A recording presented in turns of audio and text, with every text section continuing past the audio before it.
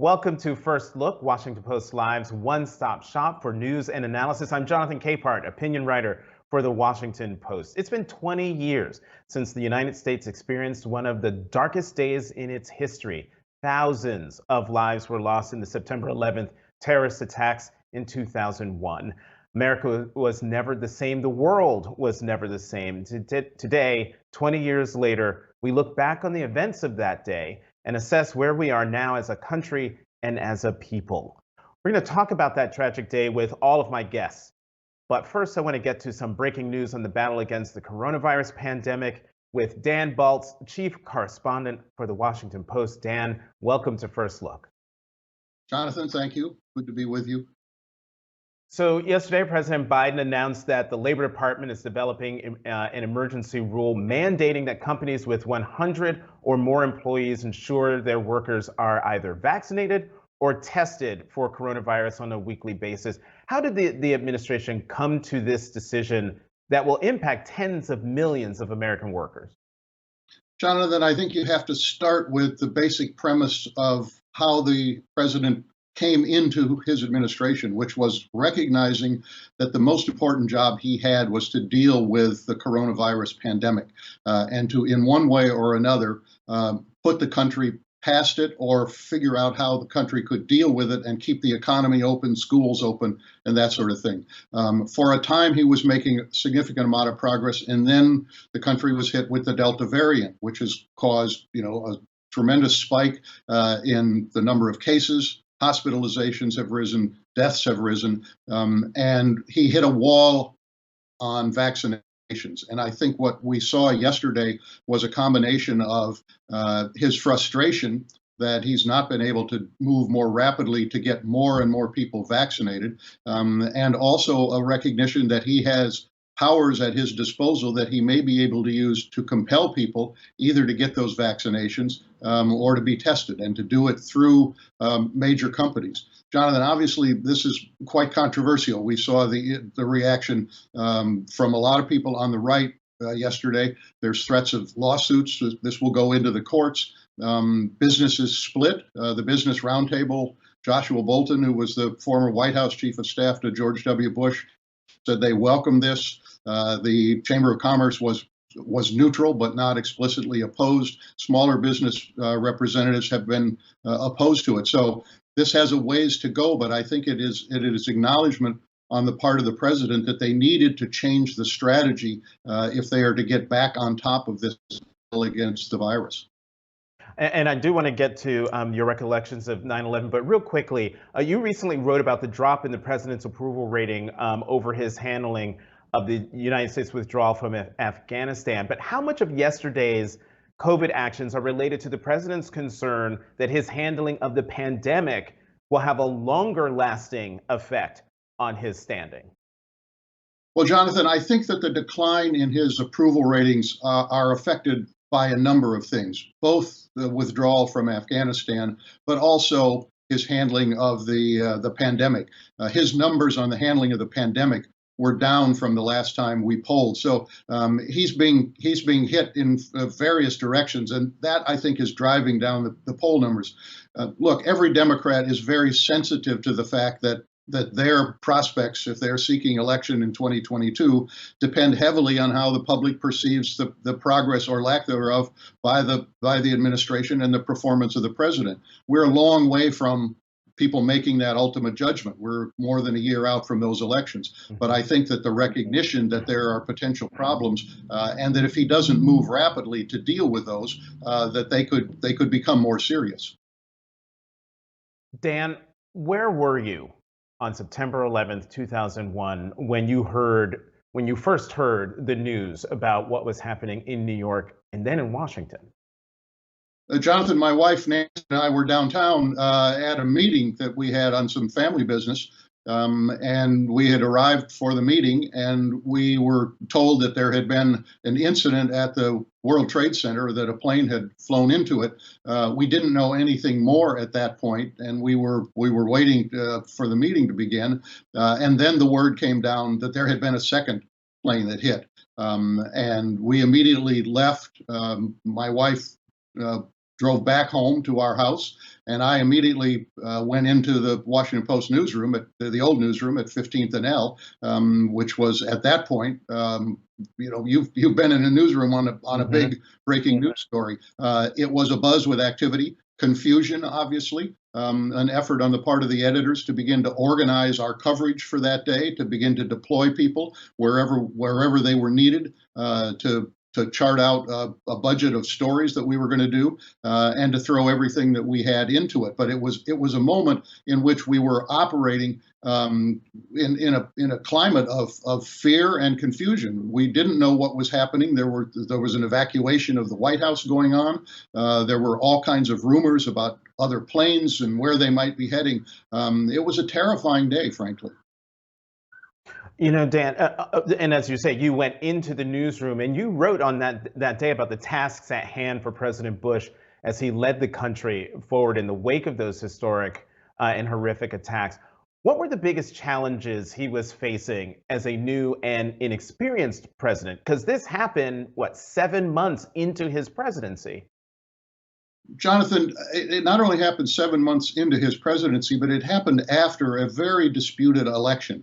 We recall the long recount in Florida, the Supreme Court decision that gave the presidency to President Bush, the bitterness that existed within the country at that point, and his effort to try to move past that in the way he was governing. But I think the second is, as you point out, completely inexperienced in foreign policy. He had ideas about domestic policy, but his foreign policy experience was very, very minimal. He'd been governor of Texas for 2 terms, had obviously done some foreign trips.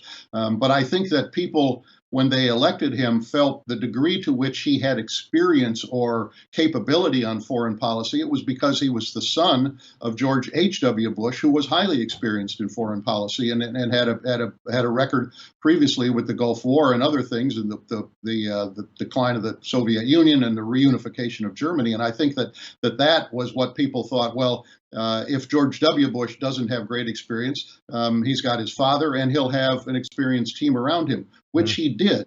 But I think that the problem for him was that, particularly as that first day unfolded, it did not give people great confidence about him, and it took him some days to get his footing.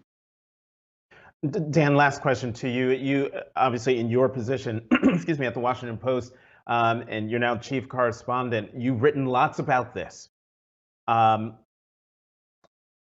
Given how our involvement in Afghanistan began and the chaotic withdrawal from Afghanistan at the end of last month, our poll shows that 54% of the American people believe that the war in Afghanistan was, quote, not worth it. What's your assessment? Well, I think that the public has very mixed views about this. They are pleased with, or I'm not sure pleased is the right word, they support the decision by President Biden to end the war. We have known for some time that people were tired of the war, and that as time went on, they did not think it was something that was worth the cost in lives, in the number of people wounded, and in taxpayer dollars that it was costing the United States. And so I think that on the basic decision, there has been support for what President Biden did. But the way it unfolded, the haste of the withdrawal, and certainly the deaths of American service personnel have caused people to question whether the Biden administration handled that decision as competently as they had promised to do when he came in as president. And so I think there's a mixed reaction to it at this point. But clearly, Americans don't want the United States to continue, or didn't want them to continue in Afghanistan longer. And I think that the question is, what are the costs now of having made the decision to withdraw fully? And we don't know the answer to that yet. We're waiting to see what a Taliban government will mean for Afghanistan and perhaps for the United States. Dan Balz, chief correspondent for the Washington Post, thank you very much for being here and sharing your thoughts as we contemplate the 20th anniversary of the September 11th attacks. We're going to keep that conversation going with our Opinions Roundtable in just a few moments. Stay with us. Let's go to the opinion side of the Washington Post, where we will find my colleagues, Donna Edwards and Hugh Hewitt. Donna, Hugh, welcome.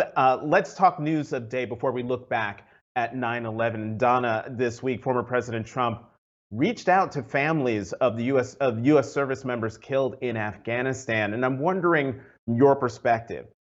Is Trump capitalizing on President Biden's vulnerability here? Well, I think that Donald Trump continues to try to pretend that he is the president. You'll recall during the time of his presidency, he was very reluctant actually to be seen both at Dover Air Force Base, welcoming, bringing back fallen service members. His discussion of the war was all over the place.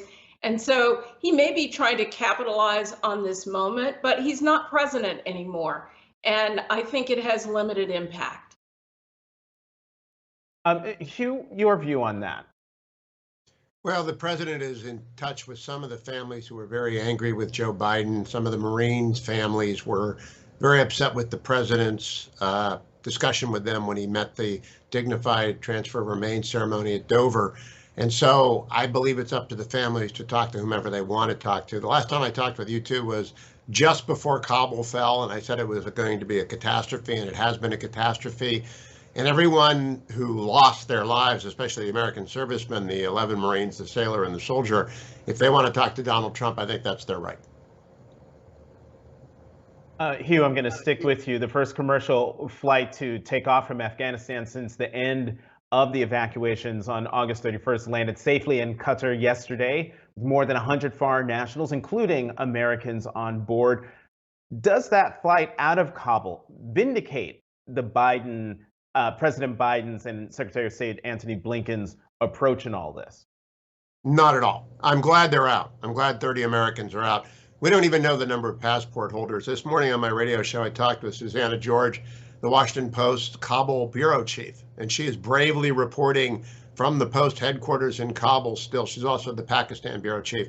Susanna tells me there just is not any way of knowing how many Americans, passport holders, whether they are legal permanent residents, green card holders, or citizens, or the parents of citizens, whatever. If they have a passport, there's no way to know how many they are. But she has spoken with many of them personally who are quite fearful to come out of the street, who feel let down by the Department of State and by the Biden administration. She is herself quite bravely venturing out.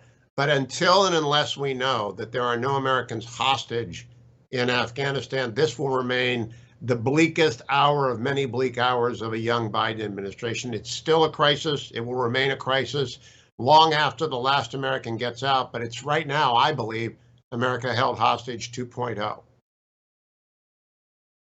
I was almost there with you, Hugh, until that last point. Donna, leave aside, some of the way how Hugh is characterizing this. But does Hugh have a point? Does that flight come out of Kabul yesterday, isn't necessarily a vindication for the administration's approach here, to your mind? Love your thoughts. Well, I think what the president and what the administration has said is that they are committed still, even after the withdrawal of U.S. troops, to bring every American, every passport holder who wants to leave Afghanistan to bring them home. And that commitment has continued whether or not the U.S. still has a military presence on the ground. That was the commitment made to the American people. And keep in mind, over 5,000 Americans have actually been evacuated from Afghanistan, and estimates are that there may be 100 or slightly more Americans still in Afghanistan and green card holders.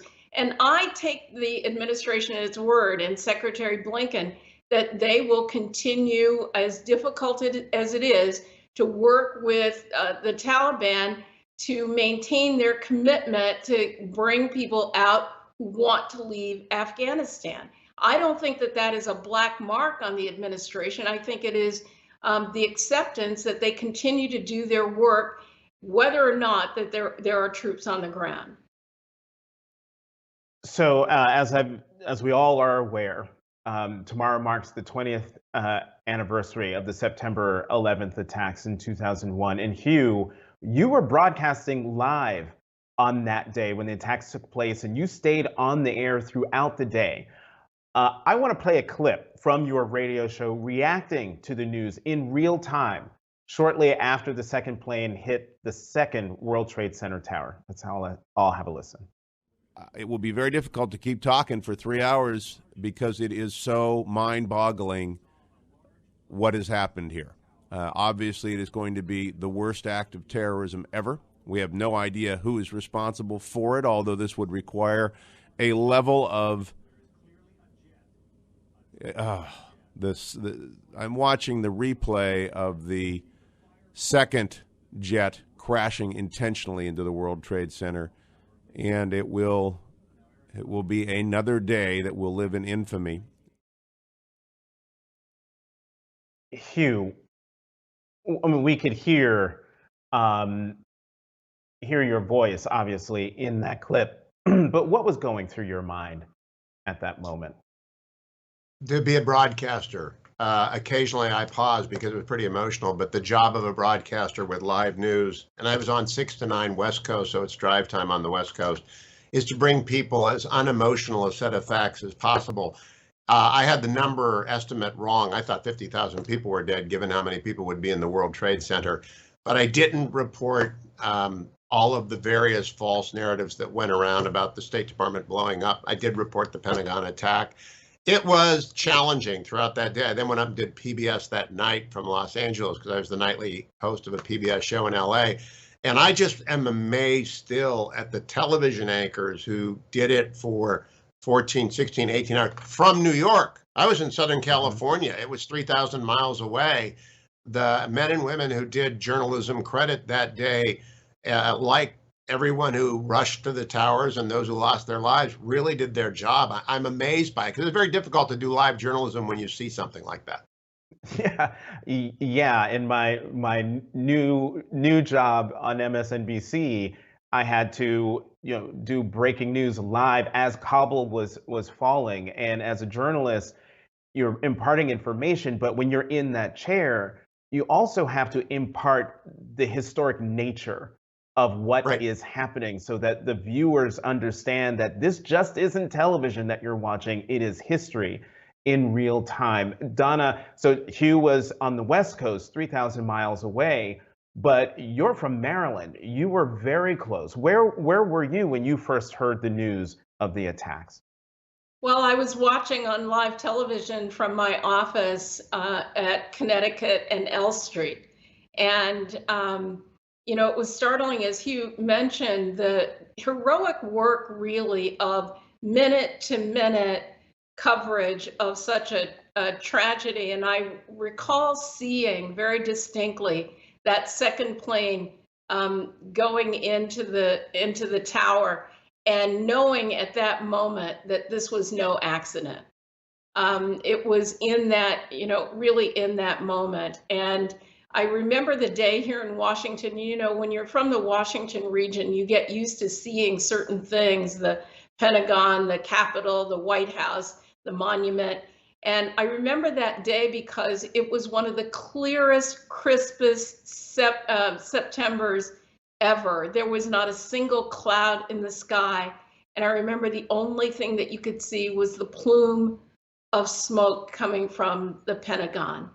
I will never be rid of that memory. And my son, of course, was, a child in school on Capitol Hill at a time when there was being broadcast that a plane was headed for the Capitol. And so it was just emotionally, personally, just a very difficult day, but knowing at that moment that our lives would be changed forever. I was nodding vigorously, Donna, when you were talking about that day being just the sky being crisp and clear and not a cloud in the sky. I was in New York and it was primary day in New York, and I went to go vote. I was working on Michael Bloomberg's first campaign for mayor, and I went to go vote and remember looking up at the sky and saying, what a beautiful day. Probably the most spectacularly beautiful day I had seen in all my years in New York. And then tragedy unfolded not even 90 minutes later. This is both, I have this for Hugh, but I'm going to, in the time that we have left, give it to both of you. But to start with you, Hugh, as we all know, 9/11 changed everything about America, our politics, our foreign policy, even our culture. What are your thoughts about how America has changed in the 20 years since the terrorist attacks of September 11th, 2001? Originally, Jonathan and Donna, I thought it was a tactical victory by the terrorists and the fanatical Islamists, but a strategic defeat because America came together. And W gave the "We Meet in the Middle Hour of Our Grief" speech at the National Cathedral and the "Axis of Evil" speech at the Capitol in January. I thought the United States would weather the storm well. 20 years later, it turns out it was a strategic defeat for the United States. We're withdrawing, defeated from Afghanistan. The Taliban are not only not defeated, they're stronger than ever with the equipment that we've left behind. China is rising, and the United States is as deeply divided as ever it has been in my adult years. Of course, the civil rights movement occurred when I was a child, and the Vietnam War was going on when I was in junior high. But as an adult, this is the most divided we've ever been. I think a lot of it goes back to the trauma of 9/11 and the politics that changed then. George W. Bush won the by-election in 2002. 20 years later, in 2022, I think Joe Biden's going to get crushed because of Kabul, but in the by-elections. But I do know this, America is not anywhere near like it was on September 12th, which was united. Donna, your thoughts? You know, as I listen to Hugh, I don't know that I'm ready to make a conclusion yet about where we are 20 years later from 9/11 to where we'll be in 2022. What I do know is that I often hear people describe the war in Afghanistan as though it was one war. And I really don't think about that at all. I think that the war that we won was getting rid of or decimating Al-Qaeda in Afghanistan. That was the original war. That engagement changed so substantially over the 20 years that's why I think it's hard for Americans to get a grip on the question of whether it's was a success or a failure. I don't think that America is at its lowest moment, and maybe that's just the military brat in me. I do believe that we have some challenges, and when I think about the days after 9/11, 9/12, as Hugh describes it, our lives did change. Our lives changed. The way we travel, the way in Washington, D.C., the way we drive around the city with more barriers and barricades up since 9/11. All of our lives have changed. But I also think that this now 20-year end of an engagement in Afghanistan also means that we have to rethink the way that we engage with the rest of the world. That is the challenge that Joe Biden has, and it's the challenge that we have as Americans. In the time that we have left, which is about 2 minutes, real quickly, I was struck by something Hugh highlighted, and that's been highlighted a lot in the coverage, and that is how America came together in the hours and days and months after the September 11th attacks, and whether that would even be possible if a similar outlandish attack happened in the United States now in 2021. Do you think America could come together 9/11 style if we were hit again today? Hugh first, then Donna. Yeah, I think so. I remember the people standing on the corners driving back from LA that night with candles lit all around the United States in the aftermath of catastrophe, whether it's been Katrina or more recently hurricanes, or even in the middle of COVID. I see Americans helping Americans. I see it a lot more than outside of the urban centers, but I do believe the country still has a great common humanity and great love of each other, though it's a bell curve, right? The left edge and the right edge never shut up and they never say nice things to each other, but the vast 90% in the middle, we all get along. And in the middle of a crisis, I think we would rally together. Last word to you, Donna. Wow. I think that we have the potential always to come together, especially in moments of great crises. And I think one of the most difficult things is for us to separate ourselves from our politics and embrace ourselves as Americans. But we do have that potential. And I guess I'm not as much of a cynic about where our politics are, because I've always thought that we've operated in peaks and valleys. And this may be a valley, but there's always another peak. And I think that's sort of the beauty of the American spirit. And I see that it will come through in moments where we need to be challenged. And of course, we look at January 6th and wonder if that was not a moment that actually could unite Americans, what would be? But there's the potential. I'm a believer. And I think to Hugh's point and your point, we saw Americans coming together and supporting each other in the aftermath of the murder of George Floyd, which is a prime example of, in the middle of a pandemic, coming out of their homes to protest an injustice. Donna Edwards, Hugh Hewitt, we got to go. We are out of time. Thank you so much for coming on First Look. Thanks, Jonathan. Thanks, Donna. Thank you. Thank you. And thank you. Head to WashingtonPostLive.com to find more information about our upcoming interviews and events. I'm Jonathan Capehart. Thank you for watching Washington Post Live's First Look.